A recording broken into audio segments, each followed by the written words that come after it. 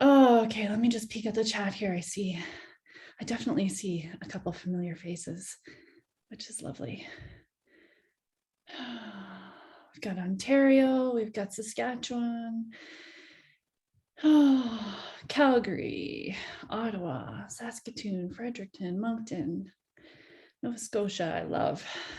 I love how we can span and just, like lose all sense of space. And, we're all here together in this moment, no matter where you're joining from. And if you missed that in the beginning, please add into the chat there where you are joining from.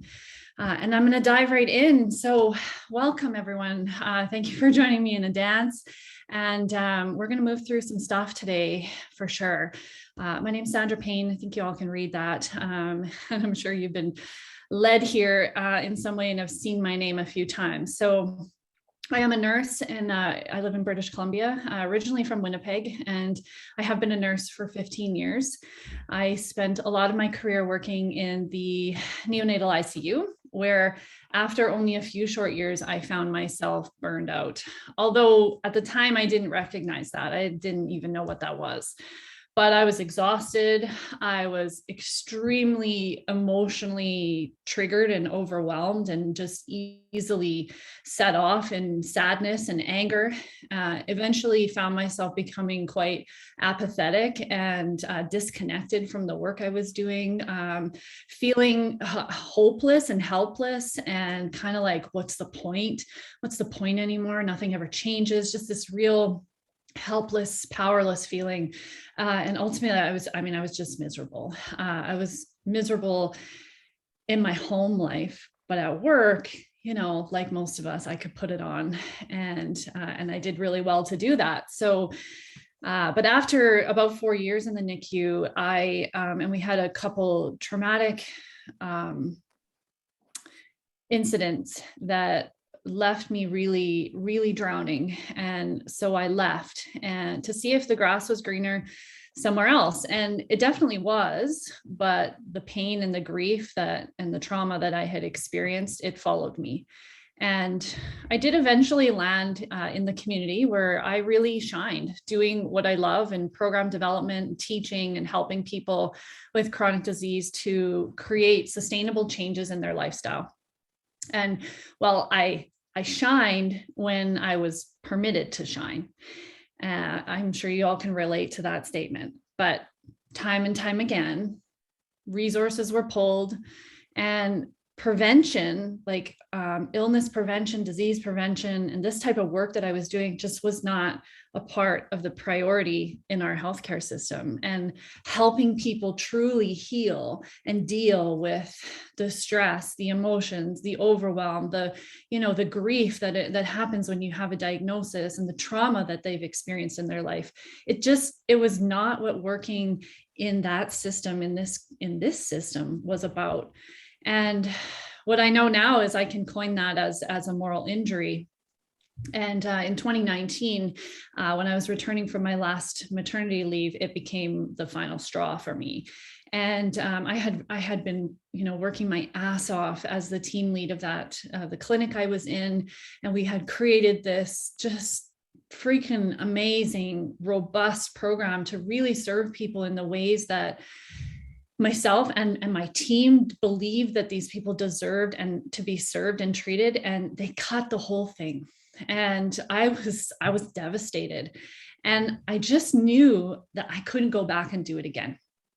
And I know that probably a lot of you can resonate with the moral distress that comes with working in this system, of knowing and deeply desiring to care for people in ways we would want to be cared for, in ways we would want our family to be cared for, and in the ways that we know people deserve to be cared for, but we're unsupported and under-resourced to be able to do that. That's moral injury, that's moral distress. When we're unable to do and provide the care that we so deeply know is needed. I knew that going back at that point and continuing to just have the wind sucked out of my sails was so out of alignment with where where I wanted to go and where I wanted to be in this profession. And what I knew also that I could be doing for the wellness of my community and myself, really. So I stepped away at that point from traditional nursing. I left a gravy freaking job. I was working 9 to 2, Monday to Thursday. Like, it doesn't get any more sweeter than that. But I tell you, I stepped away because of the damaging impact that it had and was continuing to create on my mental and emotional health. And I made the decision to not give up serving and helping people, because that is and was a significant part of my identity, as I'm sure it is many of yours. And I wasn't willing to surrender that. I wasn't willing to let them have that. And coaching had been something that, I took different trainings in my work, working with people with chronic disease, that was around behavior change. And it has definitely elements of coaching in it, but the aspect of wellness coaching had been kind of crossing into my field for some time. And so I was curious about it. And after doing some digging and some research, I decided to go for it. And I enrolled to become a holistic wellness coach with the International Association of Wellness Professionals. And I'm now a certified master coach with the IAWP, and working to help train new coaches that are entering this field. But it was one of the scariest decisions I have ever made, to leave the security of my benefits, my guaranteed income, a place where I always felt like I excelled. I couldn't say the same for my home life. That was where I struggled big time, but I always felt like I could do a good job as a nurse. But it was just this constant taking from me. And I knew that if I went back, that I would be sacrificing so much more than benefits and a guaranteed income. I would be sacrificing myself. And that little voice inside of me, although at that time extremely faint and quiet and not super familiar to me, it knew deep down that I was worth more than what nursing was giving me, and that this was not a sacrifice that I needed to be making, and that there was another way for me to live this purpose of helping and healing people.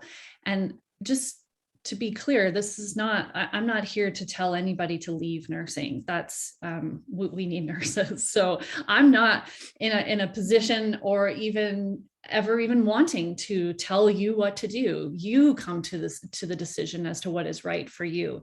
And for some of you, it might mean leaving. But for many of you, it's going to mean staying.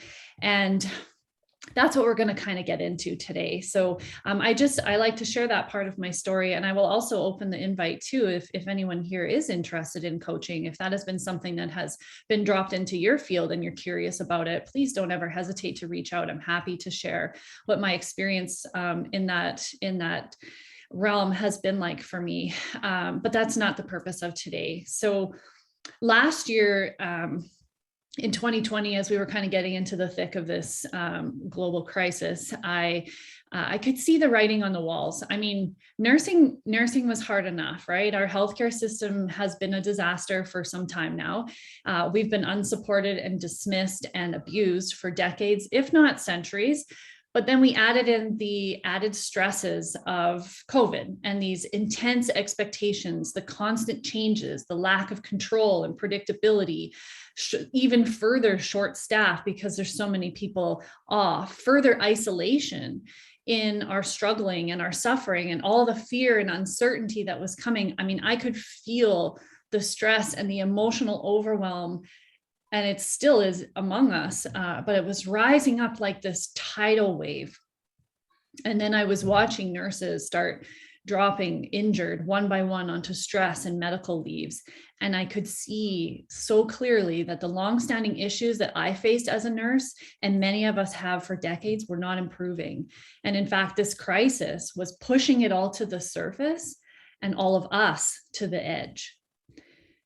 Knowing full well the psychological and moral distress that nursing holds, and having gone through my own intensive healing process over the previous years, I felt truly called to step in and do something in this new role as a wellness coach.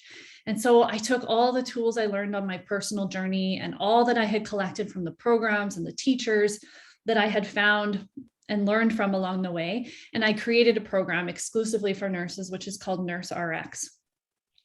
And you can find more information about that on my website, which is sandrapaynecoach.com. I'll share a little bit about it later, but again, really not the intention for today. The intention for today is to focus on you, to help you see that you're not alone, to help you identify where it is that you're struggling, and to give you some practical tools as well for moving forward. But stepping into this role as a support and a guide for quite literally the hundreds of nurses whose lives I've touched has been anything short of terrifying, but also extremely gratifying. And knowing that I'm helping the people who are struggling and suffering so greatly, the nurses who give so selflessly of themselves and are quite frankly just abused in return. And I'm so honored and grateful to be here today to speak with you all during this very extremely difficult and traumatic time in our lives. It is an absolute honor to show up for you all today. And I want you to know that my intentions here today are not unrealistic. I know we're not going to fix all the problems that we're facing or even find solutions to half of the challenges that are acutely confronting us. My intention, though, in addition to offering, like I said, some of those practical tools and suggestions, is to also offer one of the most profound healing opportunities that any human being can access, especially right now. And that is authentic presence, community, caring, empathy, and support. That is a shared connection through our stories and our pain. And that is a powerful vulnerability and truth that opens the doors for hope and acceptance and can help to really quiet the fear and the shame demons that we all live with. So in this kind of online format that we're in, you all know that there's a chat, and I strongly encourage you all to share your truth, to share your feelings, to share when something resonates, to share when something really lands for you, when you feel inspired, when you feel scared, to share. Your truth is so welcome here. And it's truly my desire that we all step into this and leave our judgment, our criticism, and our comparison at the door. Let's just leave it. Let's just step in and openly accept each other and respect each other and recognize that we're all going through something right now, and hold this compassionate, accepting space for each of our truths as we see it, which is different. We all see through a different lens. When we can do this for each other, we can allow a beautiful opportunity to unfold for us, for all of us here, to be seen, to be heard, and to feel that acceptance and that connection. And I'd be willing to bet that every single one of us right now could use a dose of that. So before we kind of really dive in, I want to invite you to close your eyes.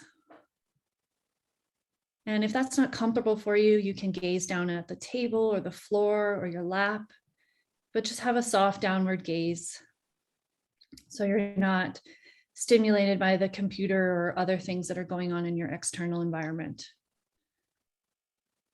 And I want you to turn your attention to your breath, without needing to change it, without needing to modify it in any way, just noticing your breath.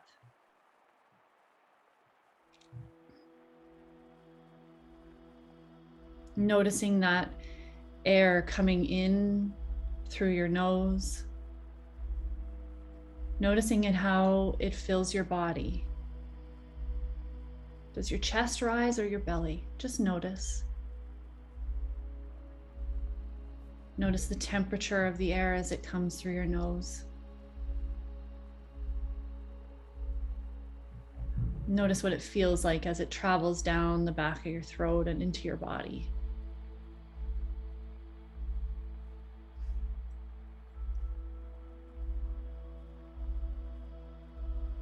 Notice what that breath feels when it's gone.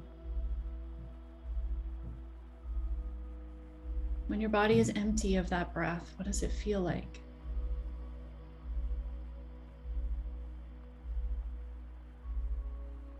Notice the contrast between the fullness of the breath and the stillness of the exhale.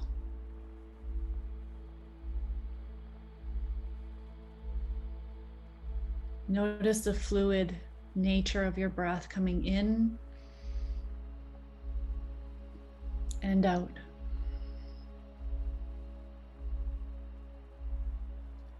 Taking your time now, start to lengthen that inhale, taking a bigger, fuller breath, allowing your belly to relax and soften and expand and fill with that breath. And as you exhale, slowly letting every bit of air go. Feeling your belly squeeze back towards your spine, wringing out all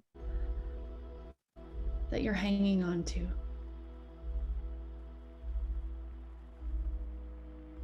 Inhaling, exhaling, letting go.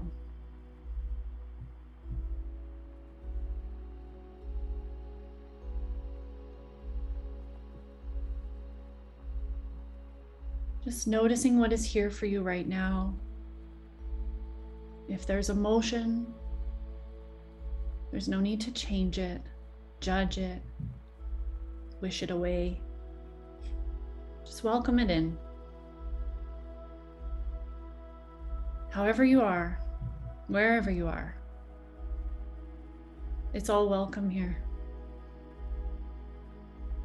Your sadness, your pain, your anger, your joy.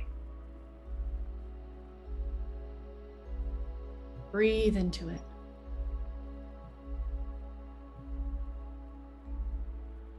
If there is a part of you that feels pain right now,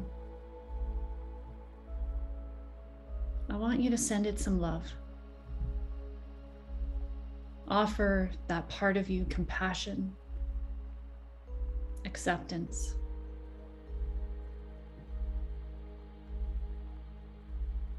Breathe.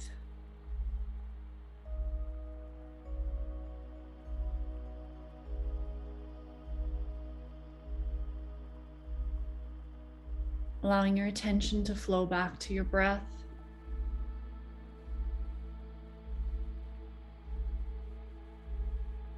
Taking a few more deep inhales, slowly and controlling the exhale.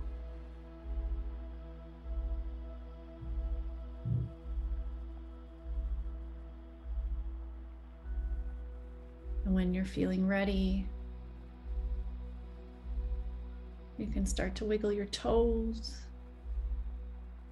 wiggle your fingers, roll your shoulders, your neck, coming back into this physical space.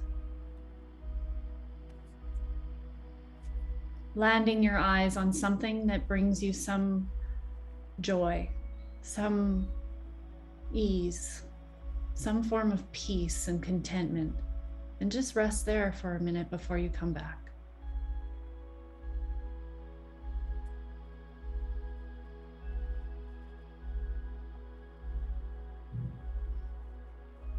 And when you feel ready, you can open your eyes.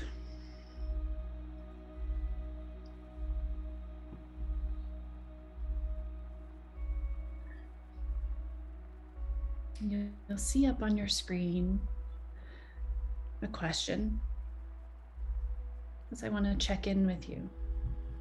And I'll invite you to answer, how are you doing? You can give one answer, two, all of the above, none of the above.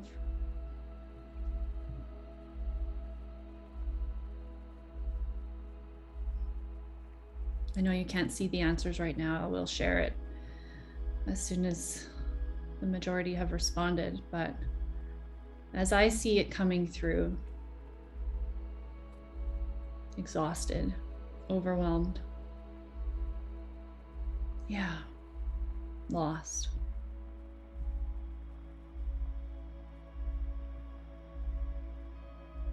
One thing that becomes clear as I see these answers is that none of you are alone in what you are going through. It is abundantly clear that we as a collective are suffering.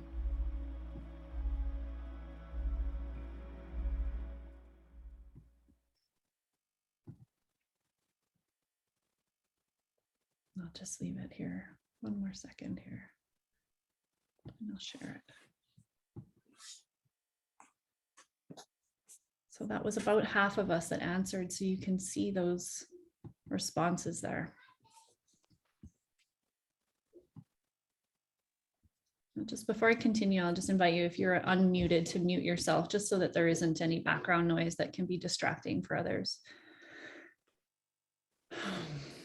But as you look at those numbers, it's so abundantly clear that there is a great deal of pain and struggle and uncertainty of what to do next, a feeling of hopelessness and helplessness, and powerlessness.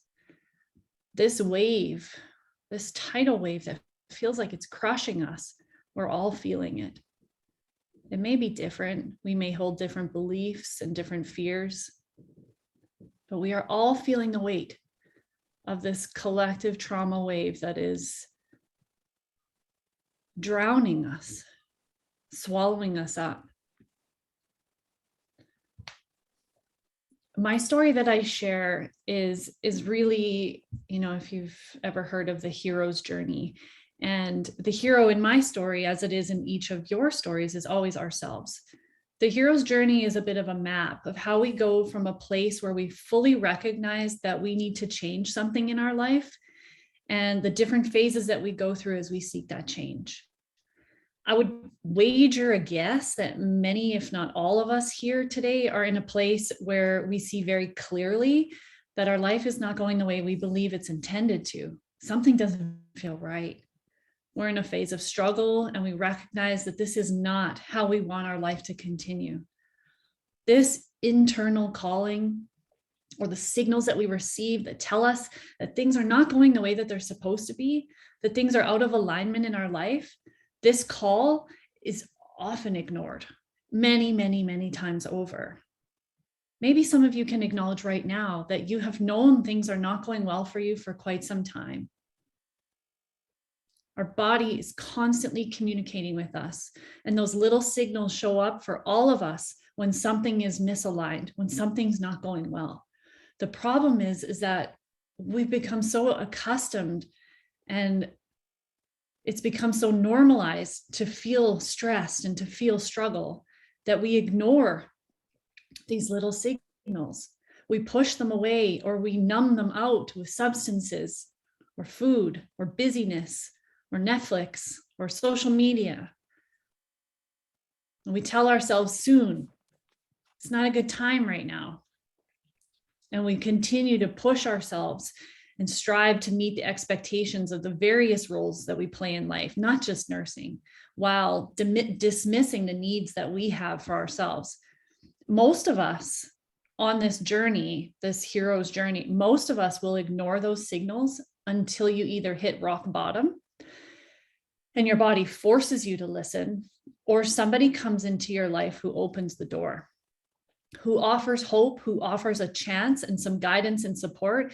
And we just happen to find the courage to walk through it. I think back often on, my life and the amount of struggle and suffering and trauma that I went through inside, and the times where people did open a door, but I wasn't ready. I didn't have the courage. I just wasn't ready to walk through it. My journey has been my whole life, just like yours. And I spent most of it in a really dark depression. I took numerous awful medications that both saved my life, but also kept me from truly living it. I spent all those years thinking I was worthless, thinking I was nothing, I was unimportant, I didn't matter, I had nothing unique to offer, nothing special. I spent years molding myself, modifying myself, struggling to try to fit into what I thought I needed to be accepted, to belong, to feel like I was good enough. I spent all those years striving for perfection, meanwhile, every day feeling like I was never measuring up and that I would never measure up. I spent most of my life hiding who I truly was because of shame, that I wasn't good enough the way that I was, and that there was something wrong with me, and that somehow I, as a human being, was a failure. I hid this truth of my struggle because of that shame, and because of the intense guilt that reared its ugly face, reminding me that I should be grateful for everything that I had, everything that I already had in my life. So how dare I ask for more? How dare I think even for a moment that my life was worth more than I already have, that I deserved something better? Guilt and shame were a prison for me for most of my life. Anyone else living behind bars of shame? Go ahead, throw it in the chat. I guarantee I'm not alone in this. Of believing that we're falling short of some imagined bar, like we're not good enough, like we're failing in some way. Anyone live behind the bars of guilt that tell us that we should be grateful that you have a job, that you can provide for this family that you have, or the guilt that others are depending on us and it's selfish to look after yourself when so many other people are struggling too? Anybody? Now, you might be thinking right now, like, how does this relate to nursing and burnout and surviving in this profession? And it's related because the culture of nursing fuels this shame and guilt. And many of us have become prisoners to the shame and guilt and the fear that exists in this profession. And I certainly did. We go about our careers striving to meet these ideal expectations, to fit the mold of the good nurse who should be strong enough to handle everything, someone who could just roll with whatever's coming through the door. We don't get shaken and definitely not shattered by anything we witness, no matter how traumatic. We strive to put on this like Teflon coating, or nothing gets to us. We're not emotionally impacted, but yet we still need to be empathetic. We still need to sit with people in their darkest moments and feel with them. But we're not allowed to let that feeling affect us.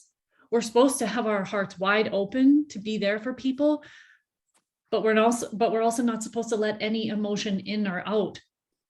It's ridiculous. Because we work in these kinds of expectations that are unreasonable, unrealistic, and impossible, it leaves us riddled with these feelings of unworthiness, of hopelessness, and shame. The stigma that still holds is a powerful barrier to us acknowledging and speaking the truth of our pain. We fear being labeled as the nurse who can't handle the job, the weak nurse not cut out for it. We fear the bullying. We fear the shame and the stigma, and so we suffer in silence. There are thousands of nurses who are suffering, but only a handful ever take action to get help because of this fear, because we've been conditioned our whole lives, as well as in nursing school and in our careers, to feel like it's our job to give everything we have, to be selfless, to sacrifice ourselves and our health and our families for this job. We're trained that way. Think about nursing school. Was there any space for a life? Was there any space or time for self-care or self-love? And then we come into this profession that preaches about self-care and prevention, but then creates all these ridiculous expectations. And when we don't measure up, when we don't meet that bar, and we need to take time for ourselves, we need time to heal, we need space, we need support, real support. We not only take it on as a personal failure, but then the guilt surfaces, because we're not there for our colleagues, we're not there for our patients. But what they're asking of us is impossible to sustain without injury to ourselves. And that's the culture. That's nursing, that's healthcare. And it's left many of us circling the drain of despair, the drain of emotional overwhelm, burnout, psychological, moral, and traumatic injury. I could sit here and we could go through a questionnaire, which I will post this, really beautiful stress assessment that I'll send it in the recap email where I'll have the recording. And I encourage you to open it up and have a look at it. But I don't feel like that's truly the best use of your time here today. We need to face this reality head on and honestly. We need to talk about why we're so burnt out. And it's because we're struggling and striving to meet this bar, and it's not possible. And COVID and all these new policies and procedures and the mandates and redeployments and reassignments and the moral and ethical distress and the media and the fear and the shame and the division and separation, all of the pressure to fix this global problem again has taken that already impossible to meet bar that was here well before any of this stuff that's been going on since 2020 and raised it up even higher. So it's no wonder we're all suffering so hard. The pressure of that tidal wave is crashing down on you over and over, day in and day out, and there's no room to breathe. One thing that we need to get clear right now is that what we are living through right now is the dismantling of our healthcare system. There's a reason that our healthcare system is failing and falling in response to this crisis. And that's because it was failing before. It had a weak foundation at best and was not built to withstand this kind of pressure. You and your colleagues are what has been keeping it from falling to the ground. You have been shouldering the weight of it and sacrificing yourself for it. But is that really what we signed on for? This is a scary and emotional truth to really acknowledge. So again, I want to encourage you as I'm speaking to share what comes up for you in the chat. This is an opportunity for you to share your truth. This healthcare system, or rather our sick care system, has not been working for us for a long time. It doesn't work for patients and it doesn't work for staff. Nurses have been taking the shitty end of the stick for a long time now, and we're done asking for what we deserve. But in order for anything to be rebuilt, it must come down. And what I'm witnessing from all the nurses who share with me every day is this reality. The old ways need to be let go, but that's hard. And it's a daunting and likely terrifying truth to acknowledge. I know that you see and you feel it because you're living through it. We may not want to face it, and I understand that it's fucking scary. But we are in the eye of this storm. And it scares me even to talk about it. My heart breaks knowing the pain that you're all going through. But if we can take a moment to face this reality together, then we can each see the options that are in front of us and see that we are not powerless. We are not hopeless. I'm not here to tell you what to do or what's right to do. Only you can decide that. Some of you are likely, like I was saying in the beginning, going to throw in the towel and choose to walk away. For some of you, that is going to be the best option for you to protect yourself and your health and your well-being and your family. And if that is the case, that is a brave step, and I honor your courage to do so. And you don't have to journey into that unknown alone. Please don't hesitate to reach out. I'm here for all of you. We must find support and not try to weather this storm alone. But many of us are going to choose to stay. And for those of us who choose to remain on this sinking ship, it's critical for our survival that we begin to attend to our own needs and the healing that will allow us to essentially build our own life preservers so we don't go down with this ship. If you recall, I said on the hero's journey, we feel this pull. We know, we can feel it inside that we're not meant to be in this kind of misery and suffering. And so often we dismiss it or we hide it or we numb it out, ignore it. And I did the same thing for years as a nurse because I didn't have the tools and support and the resources, all that I have today. I didn't have hope. I felt powerless and alone and weak until somebody came along in my life and taught me how to build my own life preserver. In 2015, somebody opened a door, not a literal door, but a door, metaphorical door, and said, I see you struggling. I hear your pain. You're not alone. You're not hopeless, and you're definitely not helpless. This is your life, and you have to step up and take it back. And then they said, this is what helped me. Maybe it could help you. And for whatever reason that day, I chose to walk through that door. And it has changed my entire life. All it takes is one moment, one decision, and it can change your entire life. I truly believe I'm here today to open the door for you. I believe I've been delivered to you because you have asked for help. I can't guarantee what's on the other side of this door for you, but I can guarantee you it'll be better than what's going on right now. I'm standing here with my door open saying, I see you. I hear you, and you're not alone. And you don't have to go at this alone. There is hope.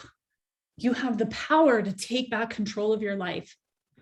And this is what's worked for me to help climb out of that pit of despair and misery and save myself, to turn my life into a thriving life instead of just merely surviving miserably, going through the motions, counting down the days to vacation or retirement. And I'm inviting you right now to walk through that door with me, to put your hand up and say, I'm done. I deserve better. I'm ready. I'm willing to walk whatever path is through here because I know I deserve better, that I'm worth more. I don't believe I'm here in this role as a coach or in this position working with nurses who are struggling just like you are to sugarcoat the reality. I don't believe I'm here to just tell you what you want to hear, because the reality is that the world is really, really dark and heavy right now.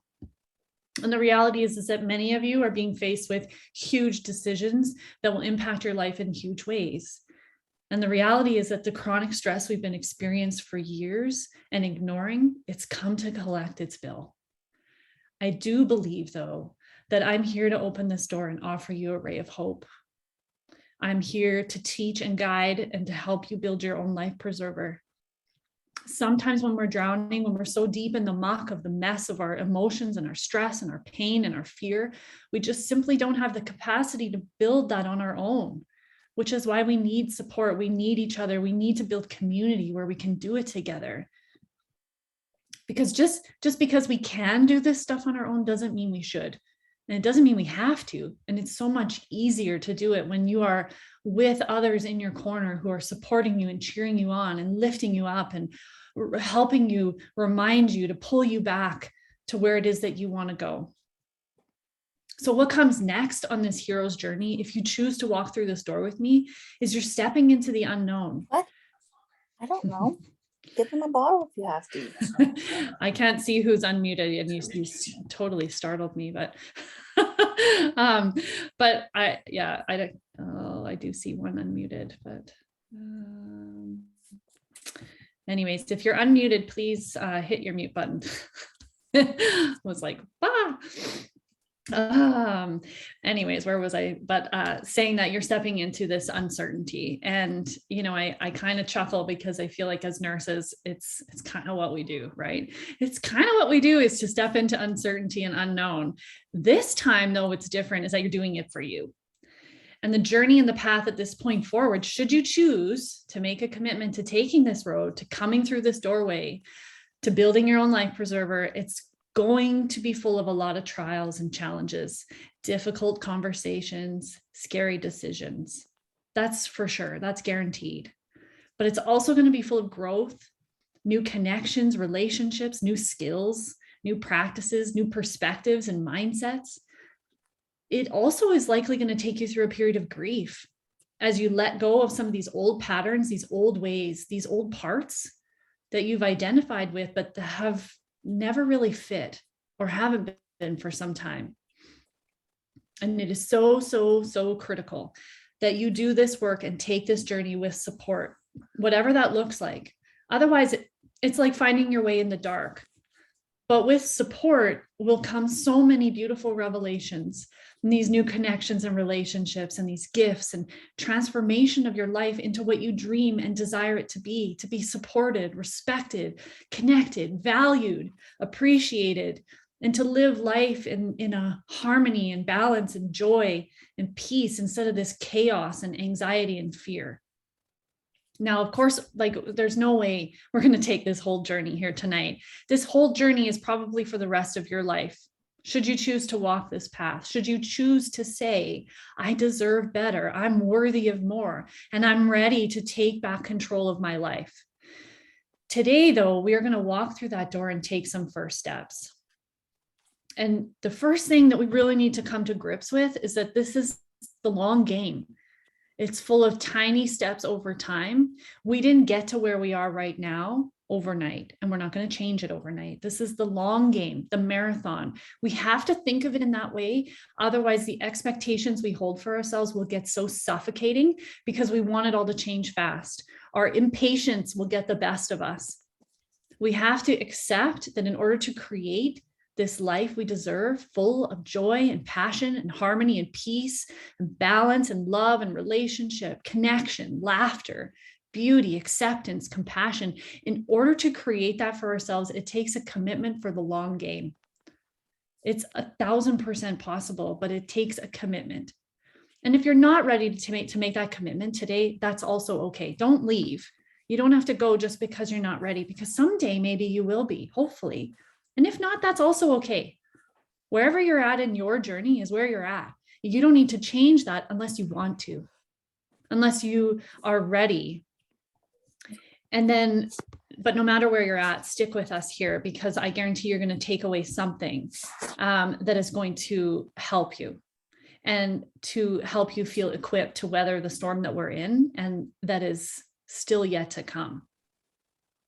So I'm going to take the last sort of 20, we'll probably go, about quarter after 2 my time. I don't know. It'll be different for everyone depending on where you're at, but I'm going to take the last bit here to share with you what I call the core 4 non-negotiable practices for mental and emotional wellness.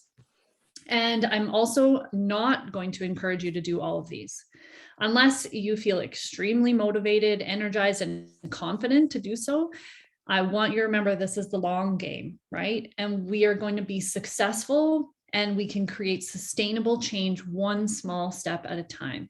We are so conditioned to want this immediate gratification, like immediate change. It just doesn't work that way. This is the long game.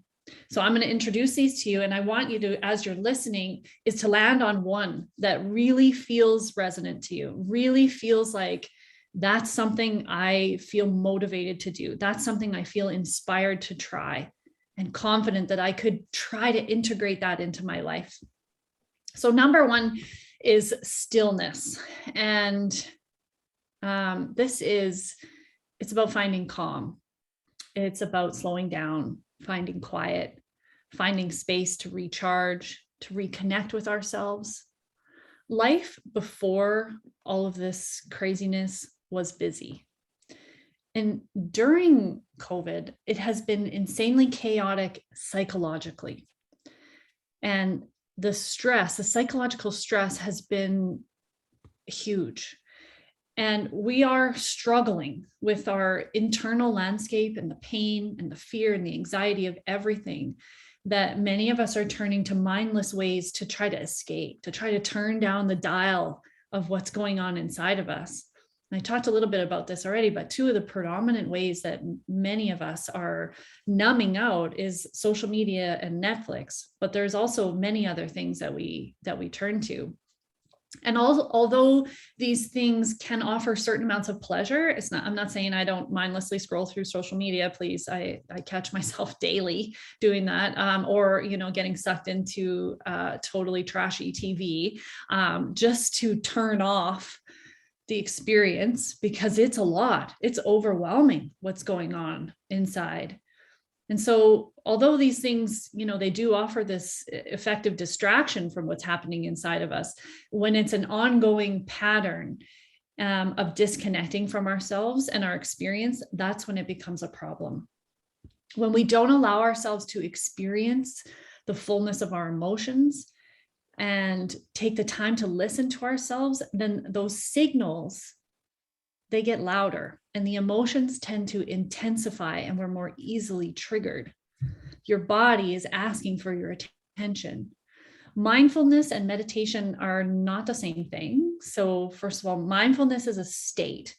It's about being present in your life, about being in the moment. Meditation are practices that allow us to open up the lines of communication with ourselves, to listen, to feel, to explore, to ground, to calm, and to awaken. And when we take time regularly to practice mindfulness and to practice meditation, it's like we're training ourselves for those stressful moments that are bound to happen, training ourselves for the challenges. Just as a runner trains for a marathon, we need to train ourselves for the events that are going to happen in our life that create stress and trauma. And the more we train and the more we practice, attending to our breath, noticing our body, noting what is happening inside of us, breathing, deepening our breath, learning how to widen the lens of what we're seeing and explore with our senses, bringing us back into presence, back into the moment instead of in fear and anxiety or ruminating and depression. The more we practice acceptance of all that we are experiencing, then the better able we are to manage when acutely stressful situations happen. We have to practice. I have 3 little boys and I'm constantly drilling this into their heads. How do we get better? We practice. It's what we tell our kids. It's what we tell patients. It's what we have to tell that to ourselves. We can't just meditate once and be like, man, it didn't work for me. You can't even do it 2 or 3 times and say it didn't work for you. You have to practice. Meditation can be as little as 5 minutes a day. Maybe it's in the car after your shift. You just sit, you set the timer for 5 minutes, you close your eyes, you maybe listen to a meditation, or you just breathe and notice what's going on inside of you. If you need to cry, you cry. If you need to scream and bang on your steering wheel, then you do that. Don't fret about turning off your thoughts either. That's not really a realistic thing. Your thoughts are going to creep in. There's lots going on up there. The mess inside of our minds is it's a whole other element of the issue. But when you get sucked away or swept away by your thoughts, just notice them and come back to your breath. Your breath is a tool that you have 24/7, and it is so effective. It's so simple, but it's so effective to help calm you down and bring you back into the present moment, which is where life is happening. But we live so much in our heads where we're stressing about the future, we're worrying, we're in this kind of fear state. But bringing yourself back to your breath, noticing what's happening in your body, can be so profoundly transformational for you. And it does not have to be this big thing. It does not have to be a big to-do where you're sitting in a meditation room in the Om pose and you're making all these chants. It doesn't have to, it can be like that, which is awesome, but it doesn't have to be like that. Right? So you can even do a quick exercise when you're at any point in the day. You could be driving. I recommend a lot of my clients to put like some kind of sticker in their car that says breathe, just to remind them like, hey, I could practice right now. I'm sitting at this stoplight. I could practice presence. And so engaging your senses. And you can do this even right now while I'm speaking. So with your eyes open, I want you to notice your breathing first. Notice the quality of your breath. Is it deep? Is it shallow? Is it in your chest or your belly? Just like we did in the beginning. Notice that and start to take deeper, longer, more controlled breaths. Allow your belly to just relax and expand. And then start to engage your senses. What do you hear? What do you smell? What do you feel? Maybe like the temperature of your skin or the way your clothes feel. And then the hardest one is, what do you taste? But just notice it. Sometimes it's just, my mouth feels moist, or it feels dry, or I feel thirsty. Engaging your senses takes you out of here, takes you out of that fear, anxiety mind, and it brings you into the present. When we're stressed and we get trapped and sucked into the stories of our mind, we get seduced by fear and anxiety, and our vision and our perspective narrows. We feel like the walls are closing in. It feels suffocating. When we hold our breath, when we notice this is happening, I want you to just take that moment and notice what it feels like in your body. And when you're able to catch it, if you can practice that exercise to just help to open up, to widen your lens, engage your senses, and bring you back into the present, to calm your nervous system and remain in control.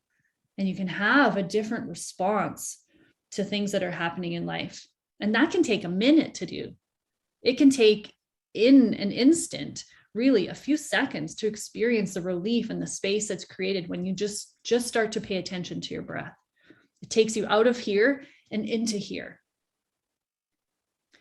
So I have on my YouTube, there's a number of guided meditations. I highly recommend the Insight Timer. If you there's tons of apps, so you can feel free to share some of those in the chat. But Insight timer is it's a free one, and it's got so many options on there. And really, it's even got like a day-by-day kind of training to get you familiar with what meditation is. But remember this, there is no such thing as a bad meditation. Anytime you sit with yourself and notice what's going on inside of you, it's a meditation and it's perfect. It doesn't need to be anything more than that, as long as you're creating that space to be with yourself. Okay, so number 2 on this list of core 4 is movement. So moving our bodies is our body's language, and we need to find ways to move our body, not just for all of the healthy physical benefits, but to release emotions and to process stress. Okay. When we get stuck, when we are stressed, whether it's a real thing, like we are in a car accident, or we're almost hit by something, or we get scared, or somebody threatens us, whether it's something that's a literal threat, or it's something psychological where we're having this perceived lack of control, or not having a healthy outlet for things, or we're just, really not able to predict what's going to be happening. And that kind of psychological stress, it manifests in the same ways physiologically inside of us. And so when stress happens, is most often we don't create a space to process that, to really sit with it and deal with it. And so those stress cycles that are happening inside of us get stuck. And so movement is one of the best ways that you can complete these stress and emotional cycles that are happening inside of you. It provides this, we've all moved at some point in our life, and what it brings. It always brings a release, a relief, a lightness. It's hard to get into, but once you've done it, you feel the benefits. So one of the things that's been super helpful for me to incorporate movement is to find something that I like. To find something that brings me joy. Getting on a treadmill and staring at the wall for 20 minutes, that does nothing for me. Sure, I might feel better afterwards, but I am not motivated to do that. For me, I like to do things with people. I like to be outdoors. But the main thing is to have people with me. So maybe if that's for you, then you might, join a walking group, or you might start a walking group, or you might join like a cross-country ski type of activity, maybe snowshoeing, as I'm just saying, because we're like in the middle of a blizzard here. So I'm seeing all the snow, but there's so many different things that we can do. And if you don't know what you enjoy, then start exploring. Go to the pool, try swimming, see if you like it. If you don't, try something else. What I don't want is for everyone to say, like, I'm going to go dust off my treadmill and start using them, because unless you're serious, but it's, for most of us, that's not realistic. We need to find ways to move that we enjoy. And if you're already a mover, if you're already somebody who does a lot of physical activity, then you may just want to add the intention to your workout to complete stress. So you're not just getting into that, because sometimes physical activity can almost become like a maladaptive stress management coping technique, because we move to try to, get rid of this, but it becomes a pressure, right? And so when we can add in this intention of, releasing emotional backlog and completing stress and emotional and trauma cycles in our body, it can just add a different element to that workout. But for some of us, and probably most of us who struggle to get movement in, let's think outside of the box. And so maybe even throw some ideas into the chat here. Dancing, like, we dance for like 3 minutes, but that's moving. And it's really, really beneficial. You can put on 3 songs. There's your movement for the day. Dancing is such a powerful way to complete those stress and emotional cycles. Yoga, walking, paddling, skiing, snowshoeing, swimming, hiking. Think about also what holds you back from movement. Is it boring? Do you feel more motivated with a group also? If so, then join something. Find something that's exciting, something that gets you like amped up. I recently joined a kickboxing class, and it's freaking awesome. I'm with people, and I'm moving my body, and it's really cathartic too. I can punch and kick and just get out some of that, that pent up frustration that builds up over time. So it's not a contest. It's not about like, doing as good as somebody else, or, it's what I want you to be. If you choose this as your step, is be realistic. Start with where you're at. Maybe if you're not moving at all, maybe doing 2 songs, dancing to 2 songs is enough. Maybe that's what you feel confident that you can achieve. So do that. And then watch it grow from there. When you make a commitment to yourself and then you show up, the ripple builds. You start to build motivation. You build inspiration to do more. If you make a commitment to yourself and you don't show up, though, that just compounds the stress and the feelings of worthlessness and the shame that we might be holding. So be realistic and be, like SMART goals, right? Like really set yourself up for success.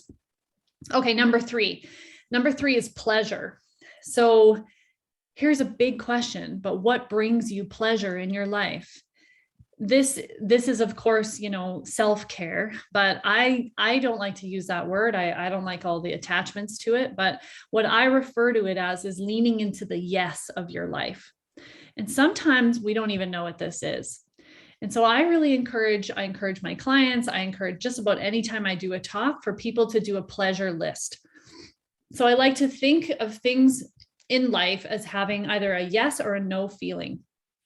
For example, no for me is like cooking or cleaning or paperwork. Those are not pleasure-filled things for me. Walking outside, staring at the moon and stars, playing with my dogs, playing with my kids, watching movies, baking, those kinds of things bring me yes. They fill me up inside. I love doing those things. And so every day I try to do at least one thing that will fill my cup. Just one thing. Some days I do 5 or 10 things, but I at least do one thing. And 5 years, almost 6 years ago now, when somebody first recommended for me to do this list, I couldn't even come up with more than 5 things to put on this list. And now today, my list is more than 50 long. So sometimes we just need to start. So if all you can come up with is a couple of things, put it on your list. Even do that right now. I mean, it's like probably the easiest, but yet hard step to take. So just write on a piece of paper right now, a scrap piece of paper or a paper towel or whatever you have in front of you. Write down some things that fill you up. It might be hot tea. It might be snuggling up in a warm blanket and just sitting and maybe reading a book. Is it sleeping in? Right? Is it sitting by the water, watching the birds? Maybe it's setting your table, lighting candles for dinner. Maybe it's making your bed. Oh, that feels good, right? A fresh bed. There's so many things that can make us feel good, that can make us feel cared for and nourished and joyful. And so make a list and aim for at least one thing a day. And sometimes on a rough day, you may need to double down, right? You can just forget the cleaning and the shit and go for something pleasurable instead. The expectations we hold on ourselves are ridiculous. We need now more than ever to find more joy in our lives, more laughter, more fun, more ease, more connection. Okay, make the list. I would love to, have you guys send me messages of a screenshot of your list. That would just fill me up to see you all trying to do at least one thing that can fill your life with some yes. Okay, number 4. I always like to brace myself because this is one I tend to get a lot of resistance with, but journaling. So there's so much more to journaling than just like a Dear Diary kind of thing. We can use writing as a way to express things that we feel that we can't say out loud or to others. So maybe you're pissed off about something that happened and you're not sure how to deal with it. You're not sure what to say or even how to say it. Use your journal. You can write, you can just swear across the page. You can say whatever you want. It's for you. If you're worried about somebody finding it, burn it after. Tear it up. But journal is an outlet for frustration. And right now we need outlets. We need ways to get this stuff out. So you could even use it in the form of a letter. You can move through emotions and write to somebody or write to yourself. Write yourself a letter. We can use our journal also to help us find answers. If we have questions or decisions that are presenting to us in our life and we're not sure where to go, we want to find some clarity, we can use our journal to help us discover things.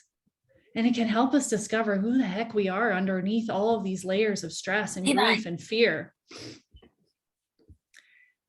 So I'll recap those 4 pieces here. Number 1 was stillness, finding some way of practicing presence, practicing a meditation, even if it was just 5 minutes with your eyes closed in peace and quiet, and noticing what's going on inside of you. Number 2 was movement, finding something you enjoy, asking yourself what's holding you back from this and how can you set yourself up for success? How can you be realistic with it? Number 3 is pleasure, making your pleasure list, finding at least one thing a day that can fill your cup. One thing. You deserve more than one thing, but let's start with one. And the last is journaling, finding an outlet, finding a way to get some of the heaviness that's weighing on you out. So it's not obsessing in your mind. It's not keeping you up at night and waking you up at night. And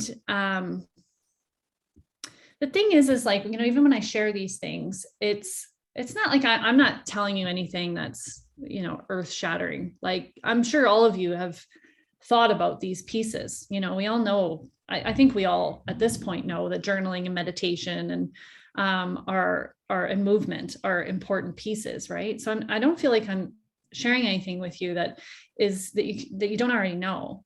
But the big question is, why aren't we doing it? And I feel like a big part of this answer is actually the 5th non-negotiable item on that list. And it's critical to your success is to find support. We really are not meant to do life alone. We're not meant to go through challenges alone, for sure. We're social beings wired for connection. We need each other. We need people who get it. There are 2 things that every single nurse I've had personal interaction with will say to me. And number 1 is that it's so refreshing to talk to nurses, and to me, who is a nurse, that gets it. You don't have to explain the ins and outs of the horror show that we are walking into and working in every day. And number 2 is that it feels so good to know that they're not alone. We need support. It's not that we can't do this stuff on our own. It's that we're not. And when you add in these external resources, these support, these people in your corner, when you add that into your toolkit, you not only have a life preserver, you have a life raft. I've been watching a couple of my clients I've been working with for quite a while now, returning to work. And just feeling all the feels, the fear, the stress, the anxiety, all of it. And using these internal resources, these tools, these practices that we have been working on and developing and practicing for a number of months now together. And I've also been watching them lean into this network of support of these nurses in the program that I run. And they have rallied. They have circled up behind them. They feel each other and they feel their support and their love, and they're facing these challenges in life and in their work, knowing that they're not alone. It's so magical and so powerful to witness.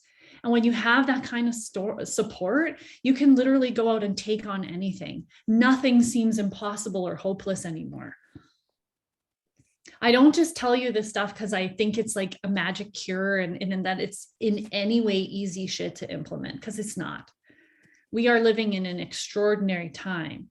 But whether you believe this or not, we are all meant to be here in this right now. We were chosen to be here in this storm. We were chosen to be here together on this call. And I remind myself every day of the important role I feel like I'm playing in this critical time in our history. And so are you. My role, I believe, is to step up and show up for all of you, to inspire hope and encouragement that you don't have to go down with this ship. You're all here on this call with me for a reason, because this is it. It's time to rise up to your life and take it back. What's the hardest on my heart is knowing that some of you here can feel that, can feel my words deep in your own heart, and you know I'm right. You know you're meant for more. You know you're not meant to just merely survive this. You know you're meant to grab a hold of your life and say, I am worth so much more than this. I deserve better than this. You hear me and you feel me, but yet you'll stay stuck. Because tapping into our true power, taking risks, facing the unknown, taking back control of our lives is scary. And for some, it's absolutely terrifying and feels hopeless and impossible. But I want you to hear me, and I want you to let my words course through your body. You are worth way more than this.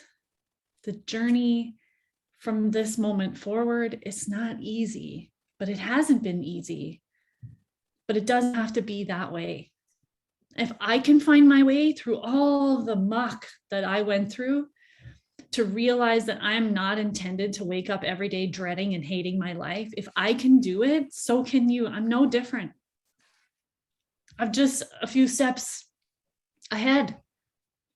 And I'm so honored and grateful to have the potential to link arms with you, to help show you the way. And it just takes these small steps. Sometimes they seem so tiny and like pointless and infuriating, actually, these small steps to take. But before you know it, you'll look back 3, 6, 9 months from now, or even years from now, and you'll be like, I don't even recognize who that was back there. You'll look back and feel this warm blanket of hope and empowerment. That's the fuel that keeps you going on this journey. I think it's time. I believe it's time for you to take back control of your life. So I'm curious, who's with me? Who's with me? Share in the chat. Throw your little hand up there in the little emotion reaction things in the chat there. I want you to choose one thing. I said as I was going through, I want you to feel what is resonant for you. Pick one thing that you're willing to try for the next 30 days. It doesn't have to be every day unless you feel confident that you can do that. More realistically, choose what's going to work. Be specific. Be specific with yourself. I'm going to see if I can find the unmuted person, but there's quite a few of you.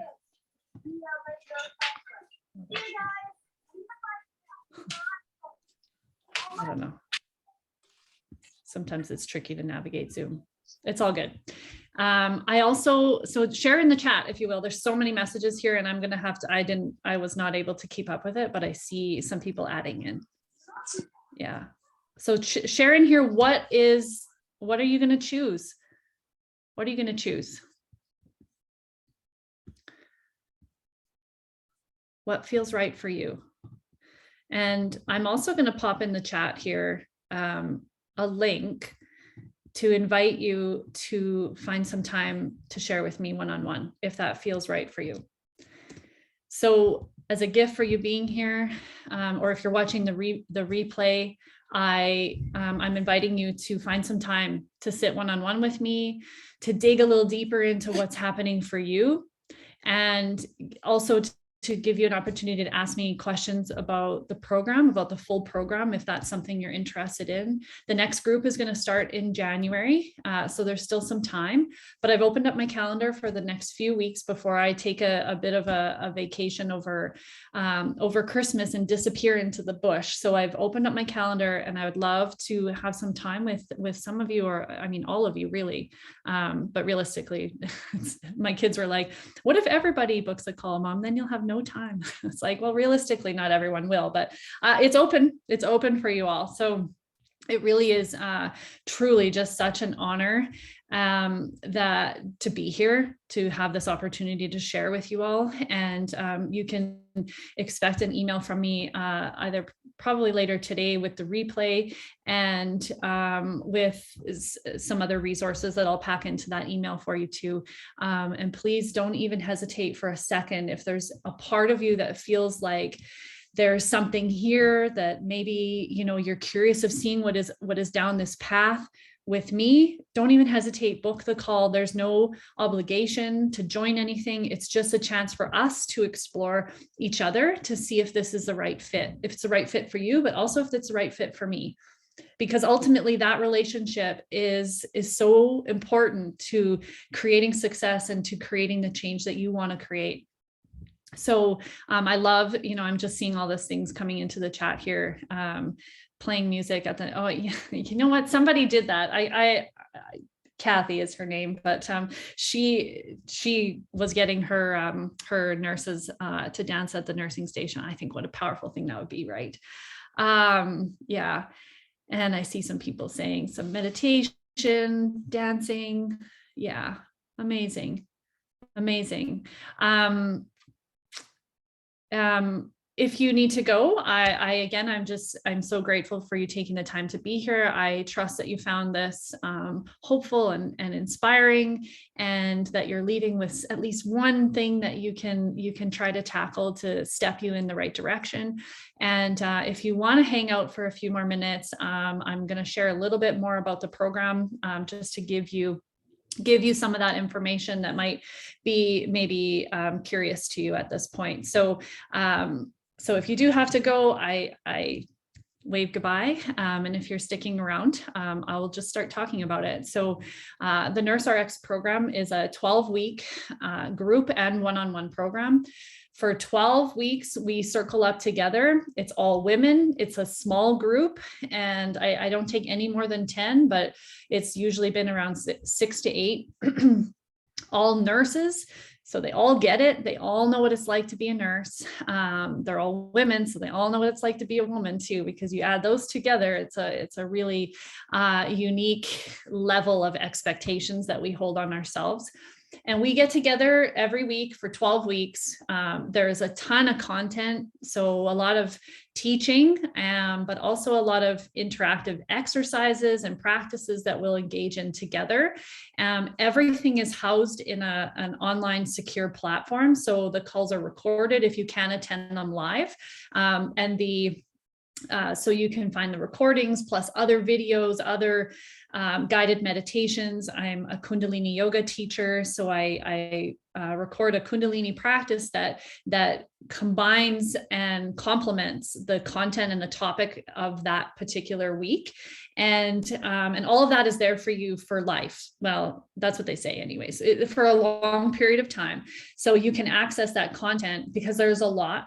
And at the very least, what people do is they show up for the calls and they do the practices that we're working through together. And if that's where you're at, if that's the capacity that you have, you will experience something really magical. The more you put in, the more you get out. That's always how it goes in anything that you do in life. So, there is a ton more that is available to you in the course that you can move through on your own, or we can dig through together in the one-on-one. So in those 12 weeks, we would meet together one-on-one 3 times.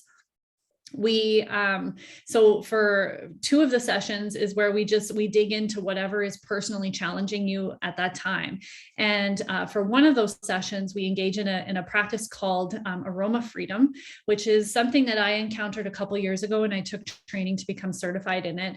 And it's a powerful practice developed by a psychologist where we actually learn to draw the connections between our mindset. So our thinking, the thoughts that we have, our critical thoughts, our judgmental thoughts, as well as, so the connection between those thoughts and our feelings, our emotions, as well as the physical manifestation of those emotions, because that every time you feel something, your body responds. And so we draw that connection and then we pour back into some memory and we process it through our breath and through the use also of essential oils, which the aromatherapy practice is, using essential oils to target our brain, because when you breathe in, your sense of smell is directly linked to the limbic system of your brain, which is where we store a lot of these memories, and it's holding a lot of our emotions. So when we target it in this way and we connect the dots, we're able to find release, and we're able to properly store some of those old memories that were painful to us and that we didn't maybe deal with at the time. And it's called emotional freedom because that's what you find. You find this, this weight off as you go through this. And it's only one time in those 3 sessions that we do this together. There's a couple other shorter, smaller, self-guided techniques that I'll teach you as well. And I provide the essential oils for it, so you don't have to buy anything extra. And then so you get to experience it anyways. But the aroma freedom, I have gone through that process personally at least 20 times. And I would say that the greatest benefit that came with it is quiet up here. the self-doubt and the mess that's going on inside of our heads is so overwhelming, and it keeps us stuck and it keeps us out of our body. But going through that technique and so many of the other practices that I introduce in the program, which are a lot of somatic kind of therapies, a lot of embodiment, using dance, using shaking and Kundalini yoga, using different ways of engaging our body to listen to it, to explore what's going on so that we can release what's heavy on us. So what else can I share with you? We also have a private Telegram thread that will be just for the group, where we can connect outside of those group calls. And what happens, some of the biggest reservations I have from people is the group, and I get that. So I don't try to pretend like that's not a real thing. I understand that, especially in this profession, there is a lot of fear and mistrust. And so my number one priority in the group is to create a safe place. I talk mostly, but there is lots of opportunity for conversation and for sharing. And when people do lean into that, when they're able to, over time, create trust and to share vulnerably about what they're going through, about their pain and their experiences, also to share about their successes, that's where the magic happens in the group. And I attended a group program it was 9 months long. And when I finished it, I said to them all, like, I don't even know how I survived without this. We all need community. It's like tribalism. We all need that. We need to have a safe place where we can just be, where we can just put it all out on the table. Like, this is me. I'm not going to hide anything. This is where I'm suffering. This is how I feel. In that 9-month program, I cried just about every time we circled up because there was so much I was holding. And when I finally had that safe place to let it go, I let it go. And it was the most profound experience. And so after going through that, I knew that what I created for nurses had to involve group, because there is so much fear and mistrust. We need to rebuild that. And by coming together in a small group of women who are all looking towards the same kind of goals, who are all wanting to create the same kind of, different flavors, but really the same kind of changes in their life. And when they support each other in those ways, it's the only way to describe it is magical. It really is. It's something else to be witnessed, but it's a whole other ballgame to be a part of and to feel that inside of you. Of all the work and the training that I have done in trauma, group work is always mentioned, because there's something that happens when we are in the presence of other human beings, and the connection and the way our nervous systems respond to that energy. You can't duplicate that on your own. You can only do it with other people. We have experiences one-on-one, but in a group format, even online, it is really profound. So I could go on, and I quite likely would if everyone stayed, but I am respectful of everyone's time. So if you feel like you need to go, please do. I'll pop that link back in here again if you would like to book some time one-on-one with me to dig in and see if this is right for you. And I'm also, we could have 5 minutes here if anybody has any questions about the program or about how I'm supporting nurses. And you can either unmute yourself, or you can put your little hand up in the reaction box. Let's see if I can change this to see everyone. Oh, Kim, is that a question or was that from before?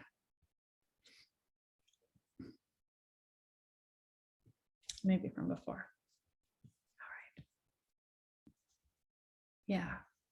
So if there's no questions, you can expect the email, and I'll pop a lot of this information in there as well. And I'll put the link also to book the time if you didn't get it, if you didn't capture it this time.